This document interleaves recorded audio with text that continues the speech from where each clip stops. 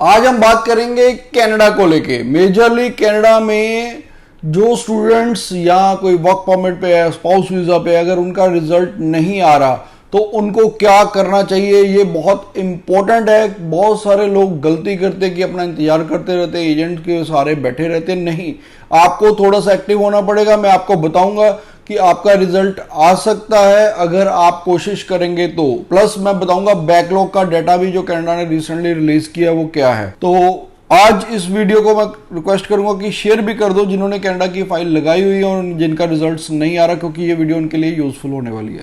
Bells Overseas, the sound of your future. Hello everyone, मैं Kapil Bhatia bells overseas से। Bells overseas से आप कोई भी क्वेरी कर सकते हैं हमारे हेल्पलाइन नंबर 6292062920 पे कॉल करके। तो कनाडा में बहुत प्रॉब्लम आ रही है बैकलॉग को लेके।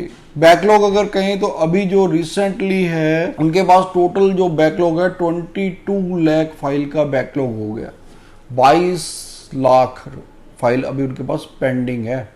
तो उसमें मेजरली अगर कहूँ तो टेम्परेरी रेजिडेंट वीज़ा की भी फाइल्स हैं। उसमें 13 लाख के करीब टेम्परेरी रेजिडेंट वीज़ा की भी फाइल है। टेम्परेरी रेजिडेंट वीज़ा में जिसमें आपका स्टूडेंट वीज़ा आता है, स्पाउस वीज़ा आता है, वर्क परमिट आता है, टूरिस्ट विजिटर वीज़ा आता है।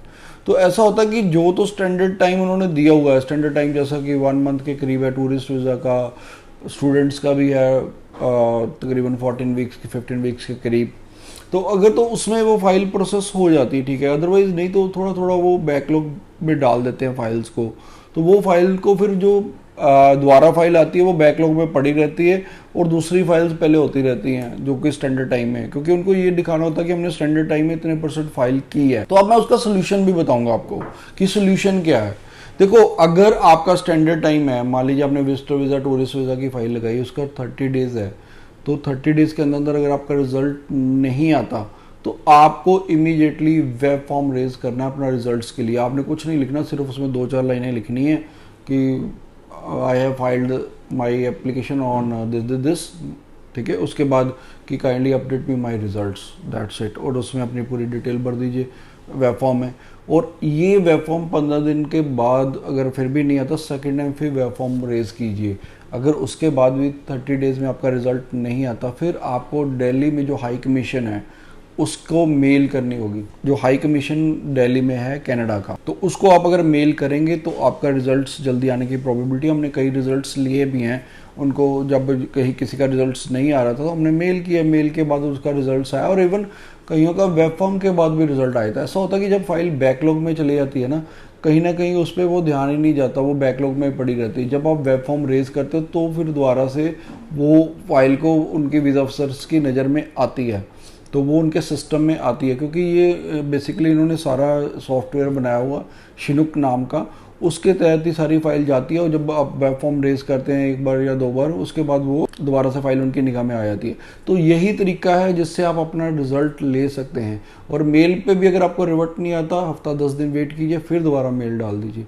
क्योंकि जब तक आपकी फाइल वहाँ से उठा के दोबारा वीज़ा अफसर को नहीं लौट होती, तब तक आपने ये वेब फॉर्म और मेल रेज करते रहना। वेब फॉर्म आफ्टर 15 डेज करते रहिए। हाँ, बट ये नहीं है कि अगर आपका मान लीजिए 30 डेज है तो अभी आपके हफ्ता 10 दिन हुए फाइल लगाने तो आप वेब फॉर्म रेज करना शुरू कर दो, ये गलत है। जो उन्होंने एक स्टैंडर्ड टाइम रखा हुआ है, पहले उस टाइम तक जरूर वेट करो। और अभी लास्ट मंथ इन्होंने 10,000 फाइल्स फिर से बैकलॉग में डाल दी है। तो ये बैकलॉग डे बाई डे बढ़ रहा है, कनाडा के ऊपर प्रेशर बढ़ रहा है।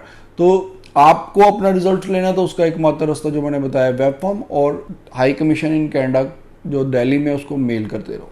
सिर्फ यही तरीका। अदरवाइज आप फ़ोन भी कर सकते हैं, टेलीफोनिक फैसिलिटी भी है, बट वो लाइन बहुत लंबे समय तक होल्ड रहती है। अगर आप में पेशेंस है तो आप उनको कॉल करके अपने रिजल्ट्स के लिए कह सकते हो। इसके अलावा फिर भी अगर आपका कोई क्वेश्चन है, क्वेरी, आप जानना चाहते हैं कि आपका रिजल्ट्स कब से पेंडिंग है, कब तक आ जाएगा, तो आप नीचे हमें कमेंट कर सकते हैं। हम हर कमेंट का आपको रिप्लाई देंगे। Thanks for watching. Bells Overseas, the sound of your future.